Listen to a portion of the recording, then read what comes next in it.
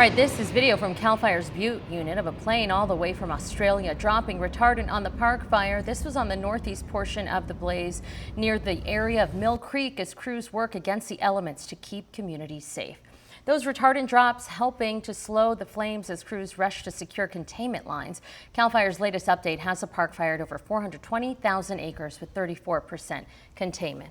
CAL FIRE's been working throughout the night with dry conditions and winds to fight the fourth largest fire in California history. They say the flames are burning in areas that are full of that dead down timber, creating those giant plumes that we've seen all across the Northstate. Over 6,500 personnel have converged on the flames as planes fly to drop in that retardant and crews on the ground protect homes and containment lines. All right, take a look at this plume. Just took off. Look at that. This is posted by CAL FIRE's Tehama Glen unit. CAL FIRE still urging people to be extra aware of evacuation orders since the fire activity has been increasing. The agency's making sure everyone takes precautions and keeps track of things as they change, especially when you see a large plume or rotating smoke like that. Within Mill Creek, when that fire is up there around Big Bend, as it works its way around, when you read in the forecast, there's a big bend right at Big Bend. And what that'll want to do is kind of help that plume column rotate. So watch out situation number 20 is if you find yourself wanting to take a picture of a rotating column, leave the area. That was the meteorologist with CAL FIRE warning people to get out as soon as possible if they see that plume coming toward them, and make sure that if you're up to date with any evacuations as they continue to be issued and downgraded throughout the Northstate. An evacuation warnings have been issued in eastern Plumas County from the fire. A live look at the map. This is Protect Genesis. Those evacuation orders are still in place in eastern Tehama County, east of Mill Creek and Mineral.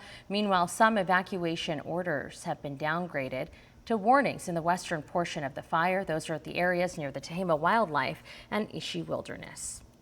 In Butte County, those evacuation orders are still in place bordering and along Highway 32 near Butte Meadows and Lomo. Several other areas are still under that evacuation warning around Jonesville and stretching southeast toward the area north of Platte Mountain. The most active portion of the fire has been the Mill Creek drainage area. Throughout the day, crews yesterday working on dropping fire retardant and creating containment lines. But the main struggle for firefighters has been that increase in heat and wind, plus working in that low humidity and creating containment lines has proved to be its own challenge with the terrain. We have to get people in to fight the fires, and whether that's with fire engines or with the ground crews that are going to come in and cut line, it's very difficult. Some of our heavy equipment, like our bulldozers, can't even access this because of the steepness of the slopes. CAL FIRE does say the flames are staying within their current planned containment area, even despite seeing those large plumes. But it's part of their plan to keep all of that unburned fuel in between the main fire and those fire lines. Park Fire's required hand line teams to go deep in those burning areas of wilderness to dig lines that help contain the fire, at times meaning they stay out there for over a week. Well, Judah Collins, a member of the Redding branch of the California Conservation Corps, just returned home after he was called out to the park fire right when it started. He quickly found out that after almost a week away, his truck had been stolen from right out in front of the Conservation Corps building on Mountain Lakes Boulevard.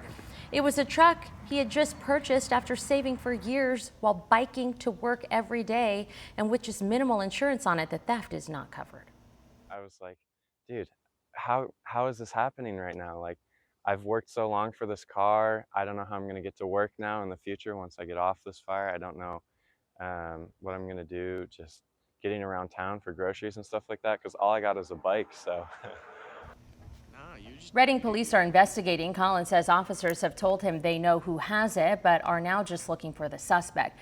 The person who did take it, Judah, says he forgives you, but would really like his truck back. A GoFundMe's been organized to help buy Judah a new one if it's not found. We have information on where to get that. That's on our website, krcrtv.com. A man who traveled to the Northstate to help battle the park fire is now trying to move forward after losing his work equipment in the flames. Frank Keimer travels throughout the state to help on the front lines of large fires like the park. And now, since his equipment was destroyed, he says he's not sure whether he'll be able to recover from that loss.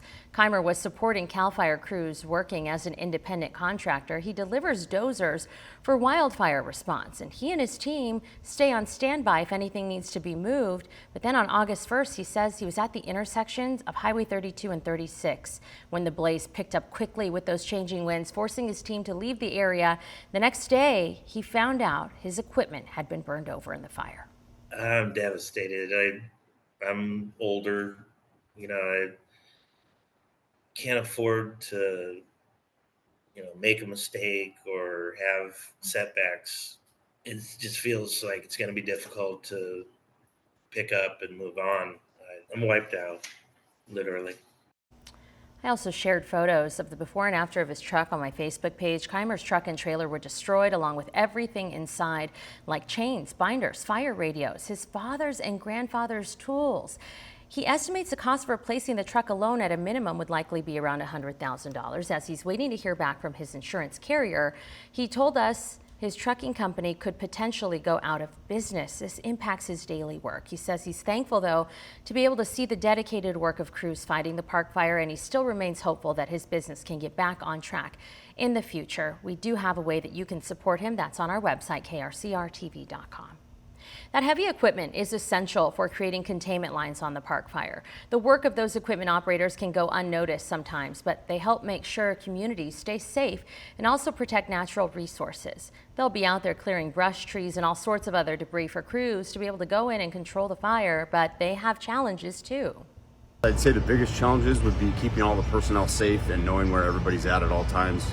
Long hours, hiking. And we're out there with the dozers, you're getting dirty, you're getting your hands dirty. Yeah, strenuous, mental and physical. Those heavy equipment operators can go out on the lines ranging anywhere from one piece of equipment to 50. We've seen a lot of them driving around lately, all of it necessary to making sure crews can do their work and keep all of us safe.